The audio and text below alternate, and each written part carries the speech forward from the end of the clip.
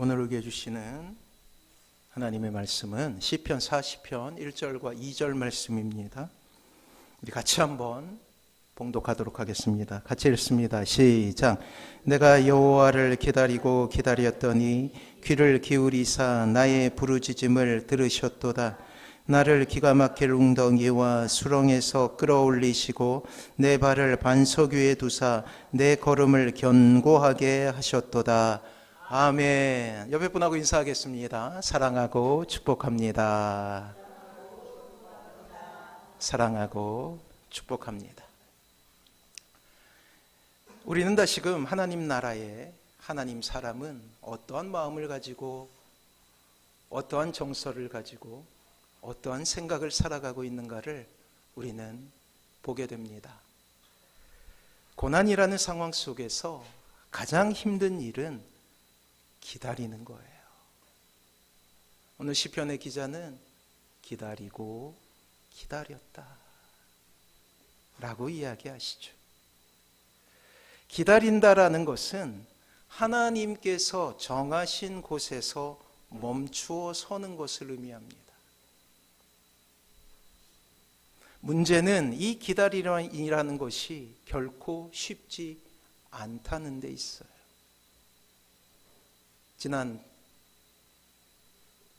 해 12월 3일 이후로 우리는 기다림이라는 것이 얼마나 힘든지 알게 되었죠. 그래요. 기다림이라는 것은 결코 쉽지 않아요. 눈물로 씨를 뿌리고 그것이 싹이 틔워지고 자라고 열매를 맺기까지 우리를 가장 힘들게 하는 것은 기다림이에요. 하나님의 뜻은 분명하지만 결정적으로 기다림의 시간에는 때로 하나님이 보이지 않을 수도 있기 때문이에요. 하나님의 일하심도 하나님의 함께하심도 때로 느껴지지 않을 수도 있습니다. 조급함은 우리의 마음을 격동시키고 주위 사람들의 시선은 두려워지기 시작하죠. 모든 것을 포기하거나 아니면 반대로 하나님을 기다리는 대신 내가 무엇인가 해야 한다라는 조바심이 생기는 거예요. 그리고 그 조바심 속에서 더욱 안 좋은 상황 가운데 들어갈 수도 있다라는 거예요. 문제는 하나님의 선한 계획과 하나님의 일하심 사이에 시간 차이가 있을 수 있음을 우리는 깨달아야 하는 것이죠. 공백이 있다라는 거예요. 신자는 이 사이를 기다림이라는 정서로 채워나가야 하는 거예요. 이때 우리의 마음에 필요한 것은 바로 믿음입니다. 어떠한 결과를 기다리는 것, 자녀들을 위해서 기다려주는 것, 그 모든 것이 이 기다림이라는 시간을 통과해야지 열매를 맺을 수 있다는 거예요. 사랑하는 성도 여러분, 분명한 사실은 우리가 멈추면 하나님은 일하십니다. 이것을 믿으시기 바랍니다. 멈추고 하나님께서 우리의 삶을 어떻게 만들어 가시는지를 지켜봐야 한다는 거예요. 힘을 빼고 하나님께 나를 맡기는 것입니다. 그러면 하나님은 우리의 삶을 통해 일하시죠. 그렇습니다. 고난의 때 가장 중요한 삶의 원칙은 하나님을 기대하고 기다리는 것이. 사단은 끊임없이 무엇인가 하라고 우리에게 유혹할 거예요. 하나님 대신이라는 말로 여러분들의 삶 가운데 질문을 던질 거예요. 이렇게 기다림의 시간은 힘들지만 믿음이라는 것으로 채워갈 때 그렇게도 소원했던 기쁨의 날은 오게 될 것입니다. 하나님의 나라는 그 기쁨 위에 세워지는 나라이기 때문이에요. 사랑하는 성도 여러분, 기다릴 줄 아는 사람이 지혜로운 사람이에요. 기다릴 줄 아는 사람은 때를 알고 때의 흐름을 아는 사람입니다. 지혜란 때를 분별할 수 있는 능력을 의미해요. 이 때라는 의미 가운데 철이라는 말이 있죠. 사시, 사철, 이때 사용하는 단어예요. 철이 든다 라는 말로 표현할 때 쓰는 용어이죠. 사람이 철이 들었다는 것은 자연의 계절을 알고 인생의 계절을 알게 되었다는 뜻을 담고 있어요. 다시 말해 사람이 철이 들었다는 것은 사리를 분별할 줄 아는 힘이 생겼다라는 것이죠. 여러분들의 인생을 뒤돌아보면 철이 들길까지 수많은 세월이 지나갔음을 우린 또한 알게 되지 않습니까?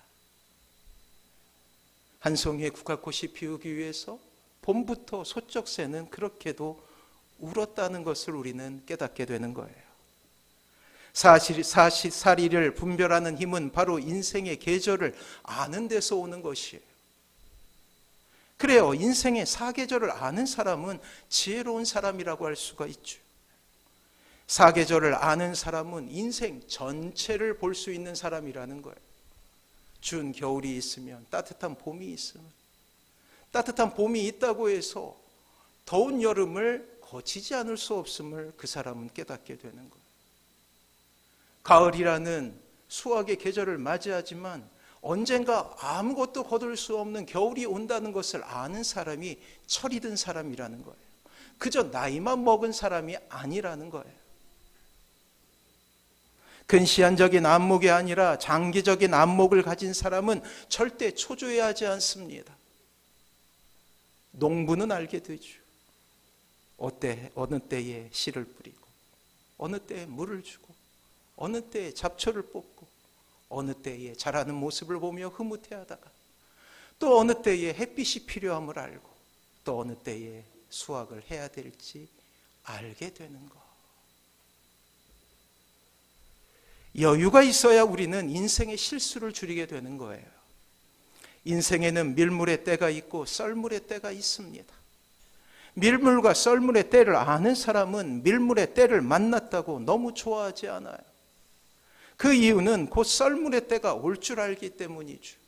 언젠가 교회의 식구들하고 이전에 사역을 할 때 바닷가에 갔어요. 바다를 보겠구나. 서해를 가게 됐는데 얼마나 기쁜지. 근데 바닷가에 도착하고 보니까 바닷물이 안 보이네요. 썰물의 때였어요. 어부들은 언제 썰물인지 언제 밀물인지 확인하는데 우리는 그럴 도리를 알지 못했던 거예요.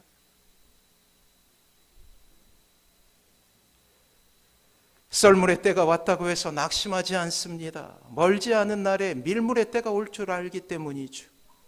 기다리면 반드시 밀물의 때가 온다는 것을 아는 사람은 초조해하지 않는다라는 거예요.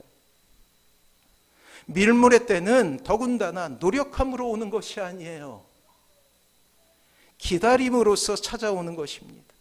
그리고 기다릴 줄 아는 사람은 하나님을 신뢰하는 사람이죠. 하나님을 신뢰하는 사람은 잠잠히 기다립니다. 울고불고하지 않아요. 초조해하지 않습니다.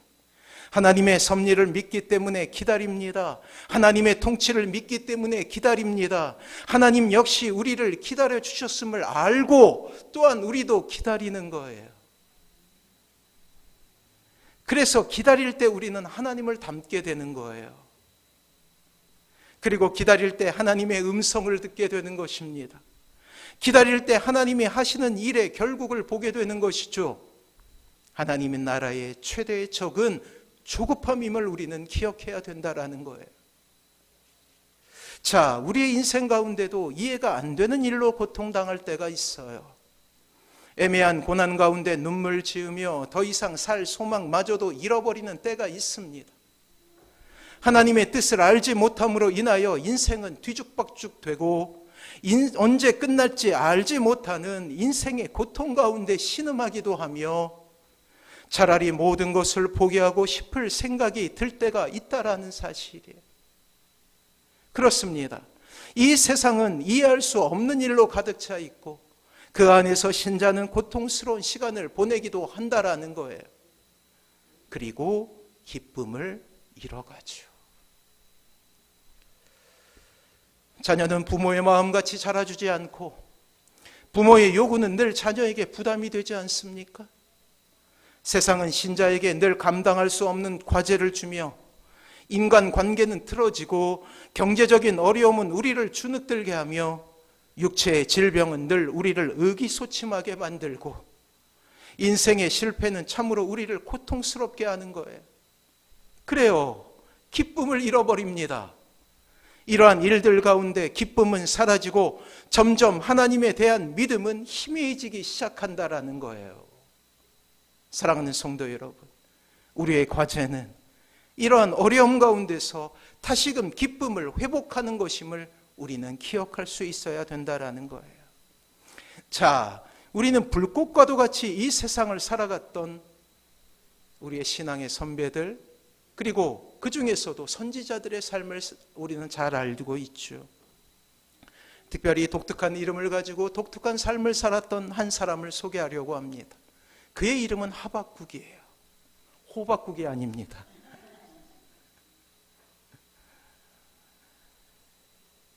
하박국은 끊임없이 찾아온 우울한 소식에 우리와 똑같이 절망을 경험했던 사람이에요. 하지만 우리는 결국 기쁨을 회복한 하박국의 노래를 듣게 됩니다. 자, 하박국 3장 17절 18절 말씀이에요. 우리 같이 한번 읽어보도록 하겠습니다. 같이 읽습니다. 시작.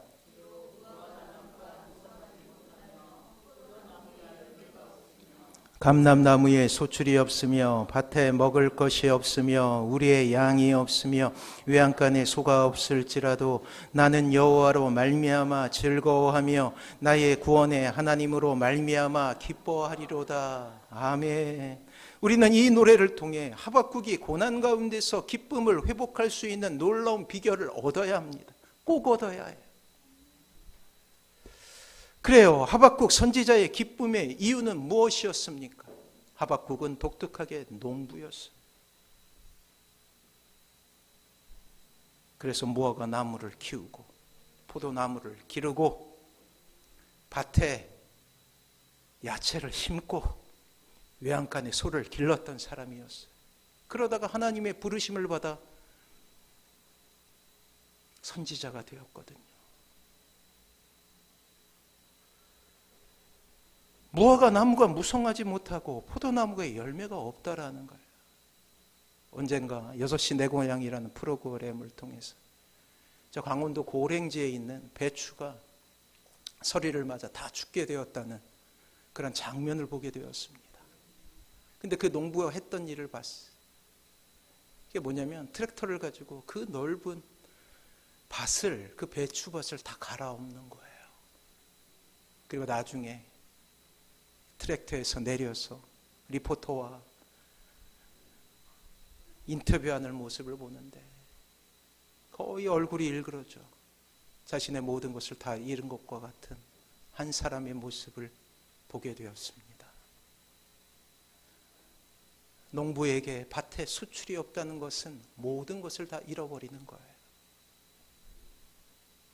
그러나 우리는 이 본문 하박국서를 통하여서 하박국 선지자가 다시금 기쁨을 회복한 이유를 발견할 수 있어야 한다라는 것입니다. 단번에 지독히 자신을 괴롭혔던 우울감을 날려버릴 수 있는 비결, 고통과 절망 가운데서도 다시금 기쁨으로 인생의 대반전을 꿈꿀 수 있는 비결, 그것은 여호와로 말미암아 즐거워하는 이 놀라운 진리를 깨닫기 때문이었음을 기억할 필요가 있다라는 거예요. 그래요. 진정한 기쁨의 회복은 여호와께로 말미암아라는 이 구절에 있다라는 거예요. 사랑하는 성도 여러분, 이 세상에서 우리를 즐거워하게 하는 많은 것들은 하나님으로 말미암는 영혼의 기쁨에 비교한다면 참으로 조악한 것이에요. 사랑하는 자녀 여러분, 이런 것들을 깨닫기 위해서는 세월이 필요해요. 너무나 많은 경험이 필요하죠. 너무나 많은 실패를 경험하게 될 때 결국 이것을 우리는 깨닫게 되는 거예요. 그러한 시행착오를 줄이기 위해서 하나님은 하박국이라는 선지자를 우리에게 보여주셨고, 오늘 이 말씀을 통해서 진정한 기쁨은 세상의 성공이 아니라 하나님께 있음을 말씀하고 있다라는 것을 기억하시기 바랍니다. 자녀들이요,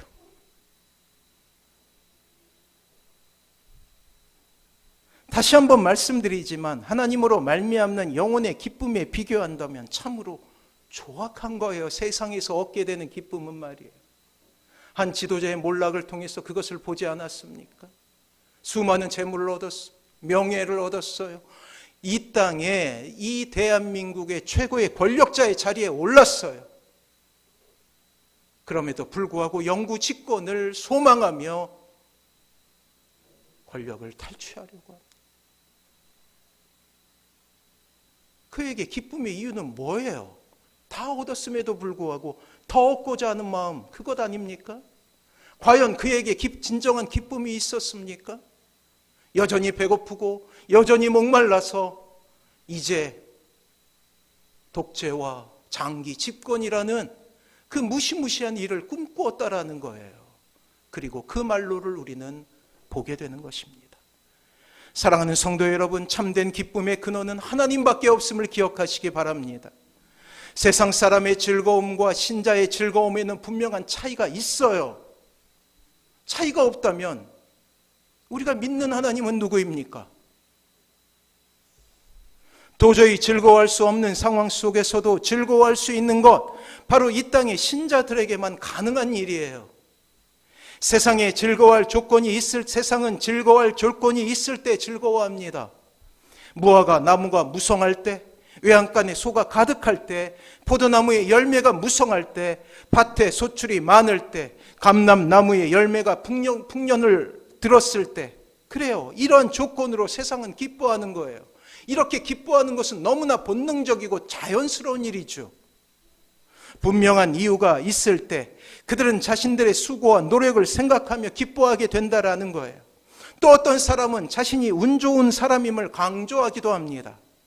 자신에게서 그 원인을 찾거나 운으로 돌려버리는 것이죠.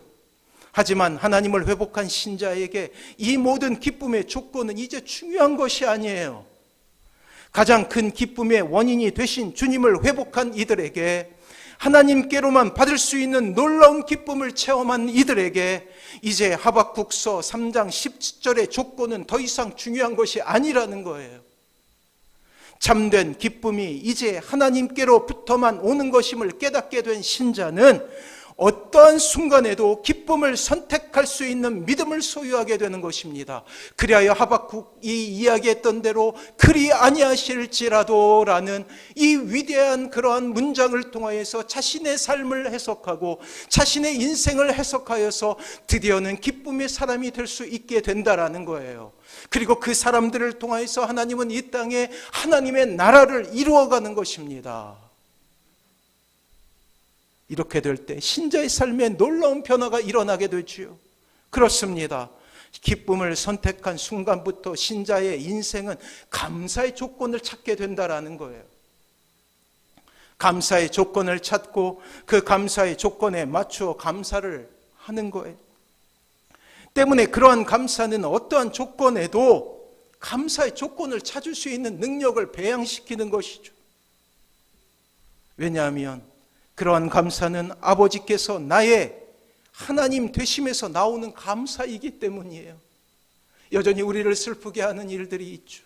여전히 우리를 좌절케 하는 이유들이 있어요. 그럼에도 불구하고 기뻐하는 것입니다. 사랑하는 성도 여러분, 곰곰이 생각해 보세요. 이것이 기적 아닙니까? 그럼에도 불구하고 기뻐할 수 있다는 것. 그리고 이것은 신앙의 깊이가 깊으면 깊을수록 더욱더 맹렬하게 일어나게 되는 거예요. 모든 것을 주께로 돌리고 그 처분을 기다리는 가장 지혜로운 사람만이 할 수 있는 일이죠. 그리고 이러한 감사는 한 사람을 세우는 놀라운 힘을 가지고 있습니다. 왜냐하면 일의 결과를 맡기며 하는 감사이기 때문에. 그래서 이러한 사람의 언어는 달라요. 그럼에도 불구하고 감사합니다. 병이 들었음에도 감사. 실패를 했음에도 불구하고 감사해요. 절망 가운데 있음에도 불구하고 감사하는 거예요. 그래야 사람들이 묻게 되죠. 너는 왜 웃니? 주님 때문에요. 그렇게 신자의 삶의 기쁨이 사라졌다는 것은 은혜가 사라졌던 것과 동일해요. 그래서 각 단계, 즉 믿음과 기쁨과 감사는 연하여 있는 거예요. 연결되어 있는 거예요. 여러분들의 삶 가운데 기쁨을 회복하기 원하면 첫 번째 깨우는 단추는 믿음이어야 되는 거예요. 여러분들의 삶이 감사의 언어로 채워지기 위해서는 여러분들의 정서가 기쁨이어야 된다는 거예요. 그렇게 신자의 삶에 감사가 사라졌다는 것은 바로 하나님을 잃어버리는 것과 동일한 이야기임을 우리는 깨달아야 된다는 것이죠. 왜냐하면 이미 우리는 일평생 모든 시간을 감사로 채울 만한 조건을 이미 받았기 때문이에요. 우리가 매일 보게 되는 십자가는 바로 그러한 증거임을 우리는 고백할 수 있어야 되는 거예요. 무화과 나무가 무성치 못해도, 밭에 열매가 없어도, 외양간에 소가 없어도 우리가 기뻐할 수 있는 이유가 있다라는 거예요. 사랑하는 성도 여러분, 기쁨으로 여러분들의 삶을 채우시기 바랍니다. 지난주 교훈으로 하면 기쁨을 선택하는 거예요. 절망에 자신을 내어주지 마십시오. 우울감에 여러분들의 마음을 빼앗기지 마십시오. 그것이 이 땅에서 감당해야 될 가장 중요한 사명임을 아십시오. 기쁨은 정서가 아니라 사명이에요. 사랑하는 자녀에게 기쁨의 모습을 보여주는 것, 절망하고 있는 이 시대 속에 그럼에도 불구하고 하나님 때문에 기뻐함을 보여줄 수 있는 것, 그것이 우리의 사명임을 기억하시기 바랍니다. 그렇습니다. 이 땅에 신자가 할 수 있는 가장 아름다운 고백, 그것은 감사의 절정. 믿음의 사람이 할 수 있는 가장 아름다운 언어, 감사. 기쁨의 사람이 할 수 있는 가장 아름다운 단어, 감사. 성도가 할 수 있는 가장 아름다운 언어, 감사라는 거예요. 사랑하는 성도 여러분, 감사를 헤아려 보는 인생만큼 아름다운 인생은 없어요. 마치 어린아이들이 소풍할 때 보물찾기 하듯이 인생의 곳곳에 숨겨진 하나님의 은혜를 찾아내는 것이죠. 100가지 우리를 절망케 하는 이유가 있지만 그럼에도 불구하고 수풀을 뒤져서 감사의 쪽지 하나를 발견해내는 거예요. 그것 하나 발견했다고 너무나 기뻐하는 것이죠. 보물찾기 할 때 대단한 거 발견합니까? 수세미 하나 발견해서도 좋고 바가지 하나 발견했는데 너무 행복한 거예요. 때로 인생의 긴 터널 가운데 애통해하는 성도들을 볼 때 목사의 마음 역시 아련한 아픔으로 눈물로 새벽을 적시게 돼요. 이해 안 되는 일로 여전히 가득합니다. 이 세상은. 이 땅의 삶 가운데 어찌할지 알지 못하는 성도들의 고통은 말로 다 알 수 없어요. 지난주에 말씀드렸지만 하나님을 알기 전에도 인생은 고해였지만 이제 하나님을 알게 된 후에도 여전히 인생은 고해인 것처럼 보이는 세상을 우리는 살아갈 수밖에 없어요. 당장 주님께서 부르시지 않는 이상 여전히 우리가 발을 딛고 사는 곳은 세상이기 때문이에요. 하지만 하나님을 알기 전에는 혼자 당하는 고난이었지만 이제 우리가 하나님의 자녀가 된 이후 우리가 이 땅에서 당하는 고난은 결과가 있는 고난이라는 거예요. 결론이 있는 고난이라는 거예요. 하나님께서 함께 하시는 고난임을 우리는 기억해야 된다는 것입니다. 외롭지 않아요. 하나님께 모두 맡겼고 끝은 하나님의 시간이기에 넉넉히 이길 수 있는 고난이 되는 것입니다. 그렇기 때문에 여러분 자신을 위해서라도 기쁨의 이유를 찾아야 된다는 거예요. 하나님을 바라볼 때 신비한 기쁨이 여러분들을 삼키게 될 것입니다. 그리고 이런 신자의 삶을 더욱더 아름답게 하는 것이 바로 헤아려 보는 기쁨이에요. 헤아려 보는 감사입니다. 전날에 하박국은 경각에 달한 민족의 운명을 보며 거의 죽음과 같은 절망을 경험했어요. 그래서 말도 안 되는 이 일을 해요. 그게 뭐냐면 선지자는 하나님의 말씀을 받아 백성들에게 선포하는 사람인데 거꾸로 하나님의 말씀을 받았는데 의문점이 생긴 거예요. 그의 마음속에 자그마한 분노가 일어나요. 왜 하나님 이러한 일이 일어납니까? 라고 질문을 하는 선지자가 됩니다. 놀랍게도 하나님은 이러한 하박국에게 찾아오시죠. 고난과 절망에 빠진 이 젊은 선지자를 안고 위로하시며 설복시키시자 하박국 안에 놀라운 회복이 일어나게 되는 거예요. 그리고 그 첫 번째 변화가 그의 인생 가운데 즐거움의 정서가 회복되기 시작해요. 그리고 찬양이 나옵니다. 기뻐하니까 찬양이 나오는 거예요. 그리고 헤아려 감사하는 인생의 정수를 우리에게 보여주고 있다는 것이죠. 여호와로 인하여 즐거워할 때 우리의 인생은 놀랍게 감사로 채워지게 되는 거예요. 신자가 어떠한 상황 속에서도 기쁨을 잃지 않는 비결은 바로 여호와로 인하여 즐거워하는 것임을 기억하시기 바랍니다. 그래요. 이것을 할 때 우리는 행복한 사람이 되는 거예요. 때문에 우리가 참된 기쁨의 삶을 원한다면 첫 번째 단추를 기억할 필요가 있다는 거예요. 여러분들의 삶 가운데 감사가 사라졌습니까? 여러분들의 삶 가운데 기쁨이 사라졌습니까? 하나님의 사람으로서의 모습이 사라졌습니까? 그렇다면 하나님과의 관계를 점검하십시오. 하나님을 의존하는 인생이 될 때 우리 안에 하나님과 놀라운 화해가 일어나요. 샬롬이 일어나요. 그리고 그 안에서 비로소 참된 기쁨과 즐거움을 맛보게 되는 것이죠. 하박국은 그 짧은 하나님의 회복하심 위에 그에게 절망을 주었고 불평의 원인이 되었으며 눈물의 이유가 되었던 모든 것이 한순간의 기쁨으로 바뀜을 우리에게 보여주고 있다는 거예요. 이제 더 이상 풍성한 소출만으로 즐거워하는 인생이 아닙니다.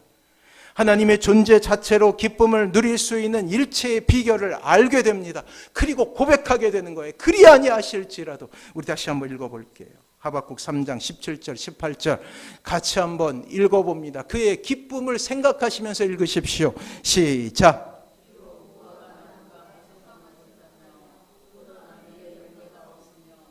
감람나무에 소출이 없으며 밭에 먹을 것이 없으며 우리의 양이 없으며 외양간에 소가 없을지라도 나는 여호와로 말미암아 즐거워하며 나의 구원의 하나님으로 말미암아 기뻐하리로다. 아멘. 이러한 인생이 되시기 바랍니다. 오늘 우리가 읽게 되는 시편 본문의 신자 역시 고난 가운데 있었어요. 그 고통이 얼마나 큰지 우리는 그가 토해내는 그러한 시어를 보면서 알게 됩니다. 시인은 자신의 인생을 이렇게 표현하고 있죠. 기가 막힐 웅덩이와 수렁이라고 표현해요. 도저히 헤어나올 수 없는 웅덩이에 빠져 고통을 당할 때 우리 모두는 절망했죠. 잔인한 이 세상은 우리에게 혹독했고 이런 고난 가운데 우리는 여지없이 고독했으며 시간은 참으로 우리에게 잔인했어. 지난주에는 이것을 사방으로 우겨쌈 당한다고 표현하지 않았습니까? 그것을 이 시편 우리나라 번역가는 기가 막힌다고 그래요. 온몸에 혈이 막힌다는 것이죠. 혈이 막히면 죽게 되는 거예요. 하지만 우리는 다시금 오늘 본문을 통해 지난한 고난 가운데서 하나님을 바라보는 신자가 어떤 모습으로 기쁨을 회복하는지 알게 된다라는 거예요. 1절이에요. 시편 40편 1절 같이 한번 읽어봅니다. 시작. 내가 여호와를 기다리고 기다렸더니 귀를 기울이사 나의 부르짖음을 들으셨도다. 그의 절망 아시겠죠? 성경에서 반복은 강조의 뜻을 말해요. 이 시편 기자도 신실한 사람이었지만 기다리고 기다렸던 사람이에요. 어떤 시험의 결과를 위해서 우리는 기다리고 기다리는, 취업을 위해서도 기다리고 기다리는, 자녀를 위해서도 기다리고 기다리는, 그 기다림의 과정은 결코 쉽지 않습니다. 사랑하는 가족이 주님 앞에 돌아오는 것, 기다리고 기다리는, 어느 것 하나도 쉽지 않다. 그것을 시인은 다시금 2절 말씀을 통해서 기가 막힐 웅덩이와 수렁이라고 표현하는 거예요. 기다리고 기다렸다는 것을 기가 막힐 웅덩이와 수렁으로 표현하고 있다. 하박국 선지자는 그것을 밭에 양식이 없다라고 표현하고, 외양간에 소가 없다고 표현하고, 포도나무에 열매가 없다라고 표현하는 거예요. 사도 바울은 그것을 사방으로 우겨쌈을 당한다고 표현하고 있는 거예요.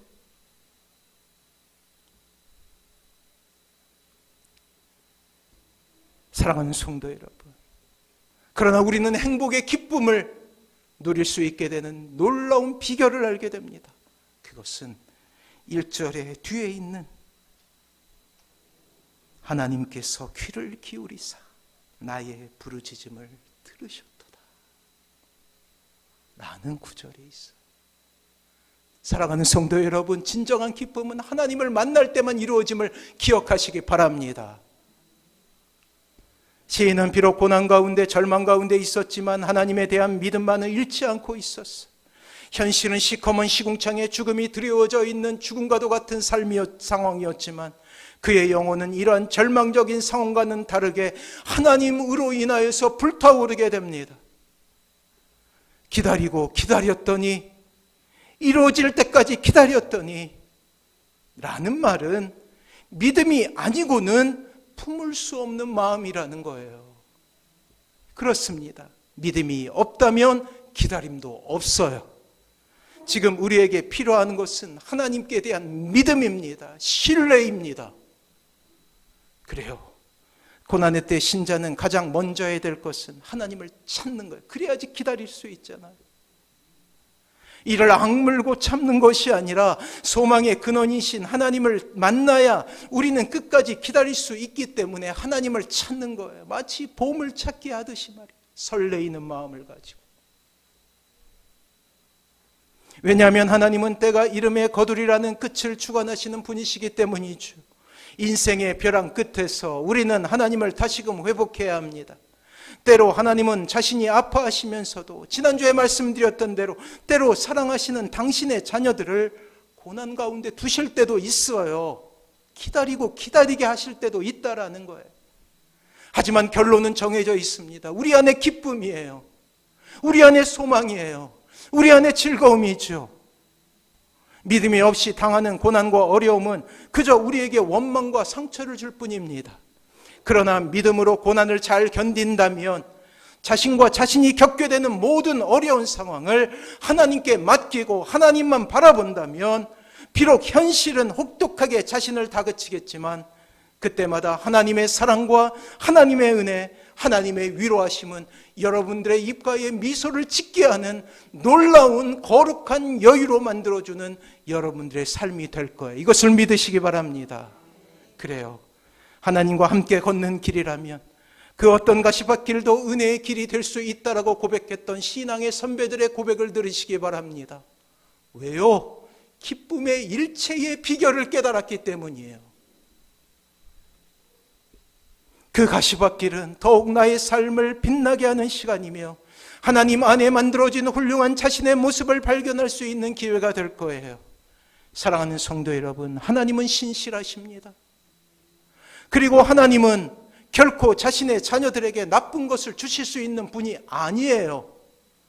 그렇다면 우리는 인생의 끝을 볼 수 있어야 된다는 것이죠. 그 고난과 이 어둠의 끝나고 하나님의 사람으로 멋지게 서 있는 자신의 모습을 볼 수 있는 안목이 필요해요.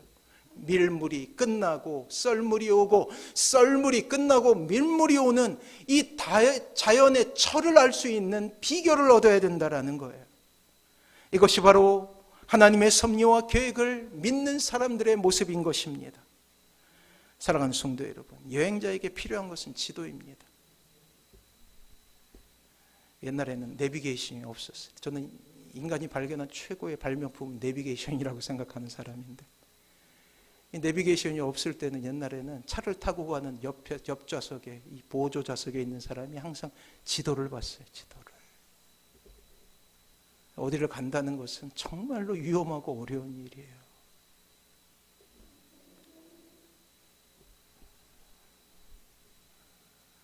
이 여행하는 사람에게 필요한 것은 지도예요. 지도를 통해 그 목적지를 확인하며 목적지를 향해 갈 수 있게 되죠. 비록 지금 수렁에 빠지고 깊은 숲에 갇히며 큰 강이 길을 막는다고 해서 지도를 보는 사람은 절망하지 않아요. 왜요? 이 길을 따라가다 보면은 결국 목적지에 도달해 있기 때문이에요. 지금의 어려움이 지나면 평탄한 길이 나오고 결국 목적지에 도달할 것을 알기 때문 아닙니까? 이것이 철이 든 사람의 모습인 거예요. 이전에 설교를 통해 믿음을 가진 신자는 부분보다 전체를 볼 수 있어야 한다고 했죠. 전체 그림을 그릴 수 있어야 되는 거예요. 그래요. 지금의 상황을 하나님의 시각에서 바라보는 거예요. 그것을 저는 큰 그림 보는 법이라고 이미 말씀드렸죠. 큰 그림을 보는 거예요. 여러분들의 인생 전체를 보는 거예요. 나무를 보기보다 숲을 볼 때 우리는 우리의 인생 가운데 하나님의 계획을 볼 수 있습니다. 사랑하는 자녀 여러분, 숲을 보는 사람이 되십시오. 그래야지 거룩한 여유가 나오게 되는 거예요. 지금은 고난당해도, 지금은 아파도 그 고난과 아픔을 하나님께서 만지셔서 나의 장점으로 만들어 주신다면 놀랍게도 하나님은 우리를 이 세상을 기쁘게 하는 사람으로 만들어 주시는 거예요. 큰 그림을 보며 내가 실패할 수도 있다. 큰 강을 만날 수도 있다. 높은 언덕을 만날 수도 있다. 라는 것을 알 수 있어야 되는 거예요. 지도를 보면 지도 안에 골짜기도 있고 낭떠러지도 있고 높은 산도 있어요. 그래요. 당장 우리가 처한 위기, 실패가 끝이 아닌 것을 알게 되죠. 우리의 인생을 찬란하게 만들어주는 목표를 보아야만 합니다. 그리고 다시 일어날 수 있는 용기를 얻게 되는 것이죠.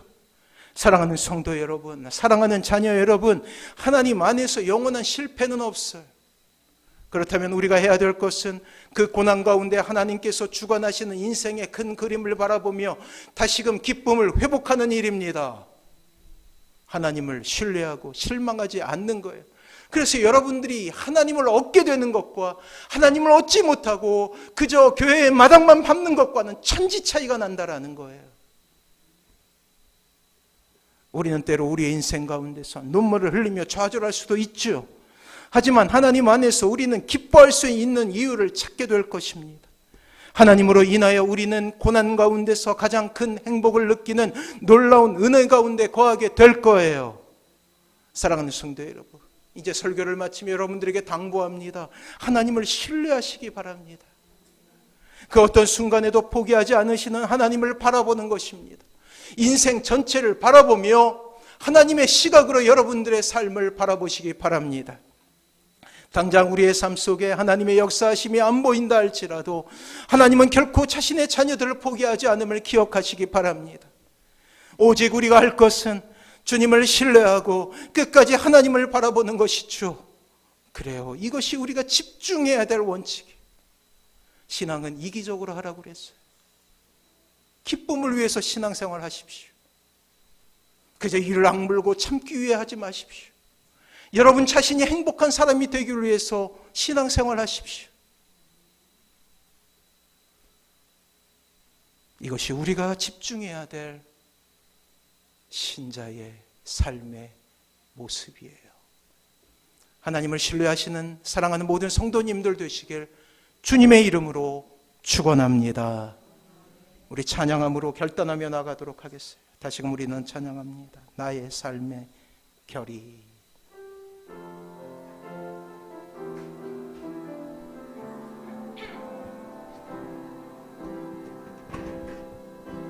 주를 바라며 구한 모든 것 꺼낼 수 없는 마음도 주님 듣고 계시네.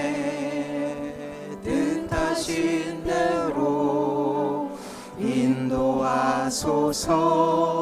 언제나 주님 따르며 그 곁에 거하리라. 주의 인자는 주의 인자는 영원하시니 신실한 주의 이끄심 나는 찬양하리라.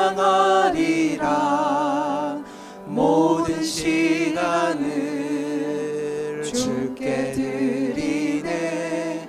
한 걸음 내디딘 삶을 나의 주께 드리. 주와 함께한 고백, 주와 함께한 고백, 내 삶에 채우소서. 나를 향하신 주님의 마음 담아주소서. 주의 품으신 계획 온전히 이루소서. 나의 삶의 결이 주의 길을 담게 하소서. 주와 함께한 고백, 내 삶에 채우소서. 나를 향하신 주님의 마음 담아주소서. 주와 함께한 고백 온전히 이루소서. 나의 삶의 결이 주의 길을 담게 하소서. 주를 바라며 구한 모든 것 꺼낼 수 없는 마음도 주님 듣고 계시네. 뜻하신 대로 인도하소서. 언제나 주님 따르며 그 곁에 거하리. 주의 인자는 영원하시니 신실한 주의 이끄심 나는 찬양하리라. 모든 시간을 주께 드리리. 한 걸음 내디딘 삶을 나의 주께 드리네. 주와 함께한 고백, 내 삶에 채우소서. 나를 향하신 주님의 마음 담아주소서. 주의 품으신 계획 온전히 이루소서. 나의 삶의 결이 주의 뜻을. 우리 목소리 높여서 고백할 때 주와 함께한 고백, 내 삶에 채우소서. 나를 향하신 주님의 마음 받아주소서. 주의 품으신 계획 온전히 이루소서. 나의 삶의 결이 주의 길을 담게 하소서.